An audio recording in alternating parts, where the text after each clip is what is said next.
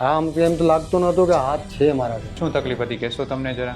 મારે શું આ નસ દબી ગઈ હતી અહીંયાથી સાઈડથી. ક્યારેક આપણે મેડિકલ એમ દવા લઈને હલાવતો હતો. સર્વાઇકલના પ્રોબ્લેમમાં શું થતું હતું? કેટલો દુખાવો થતો હતો? શું આ ગરદન હલતું ન હતું, આમ થતું જ ન હતું, આમ કરીને મને જોવું પડ્યું. બરાબર. અને એ સમયે દુખાવો એટલો હતો કે તમે કામકાજ કરી જ શકતા નહોતા? ઘરે બેઠો બેડ 2 રીડ મહિના. 2 મહિના ઘરે હતા, બરાબર ને? દુખાવો જે છે એ આખા હાથમાં કેટલે સુધી થતો? અહીંયા ગરદનથી લઈ આમ અહીંયા સુધી આ જ એક હાથ કામ કરે. બરાબર. ને આખો હાથ જકડાઈ ગયો? જકડાઈ બરાબર.